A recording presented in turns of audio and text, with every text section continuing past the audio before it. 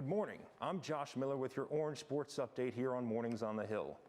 College football is back for Syracuse University this week. The Orange have been hard at work since June preparing for this season. The biggest question for this team is if the offensive line can keep quarterback Tommy DeVito safe while establishing a healthy run game. Head coach Dino Babers spoke about the group and what they need to do to be successful.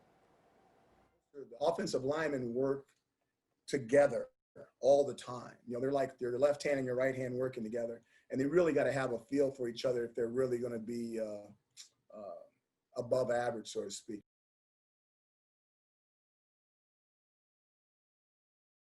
The top spot in the FBS for interceptions.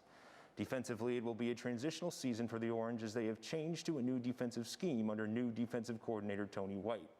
The first test for this team comes this Saturday at noon as the Orange take on 18th ranked UNC Chapel Hill down in North Carolina. The Tar Heels and Orange last met in 2018 where the Orange won in dramatic fashion in double overtime. This year, the Orange are a 22-point underdog to the Tar Heels, but are hoping to start the season off with an upset. Now over to Matt Majinski for a pro sports update on former SU basketball player Elijah Hughes. In the wake of several social justice movements across the country, the ACC has released 3 initiatives to be taken up by its member schools. According to a press release from the ACC, the initiatives include mandatory diversity and inclusion training for student athletes and athletic department staff. The ACC's Committee for Racial and Social Justice created the initiatives to move the conference towards its goal of creating meaningful, lasting social change.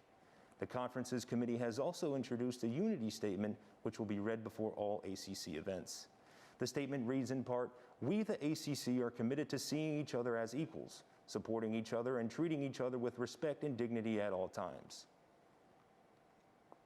And with the ACC is committed to holding its fall season despite the pandemic, Stephen Shoemaker joins us live with how University Club sports are faring this. Thanks, Stephen.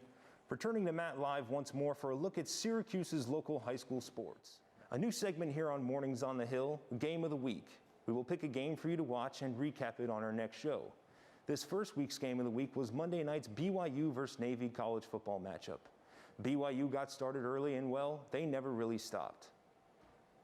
Starting off the action in the first quarter, the run game was working for BYU.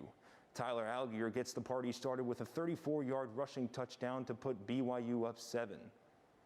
Not even 3 minutes later, Lopini Katoa says, "Hey, I want my own." Katoa with his own 39-yard rushing touchdown. BYU up 14 in just the first quarter. Not only was BYU's offense clicking, but its defense, Navy couldn't get anything going offensively. Big stop here for BYU's defense on 4th down that set the tone early. Navy was held to only a field goal the entire game.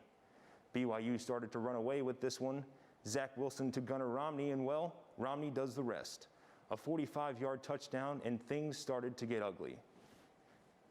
BYU would end up winning with a final score of 55-3, the first win of the season for BYU. Be sure to check out the new Game of the Week. We stay on the gridiron as the NFL returns. The returning Super Bowl champion Kansas City Chiefs take on the Houston Texans tomorrow night for some much-needed Thursday night football. Have a different game you're watching out for this week? Tweet us at Mornings on the Hill Twitter with your can't-miss game.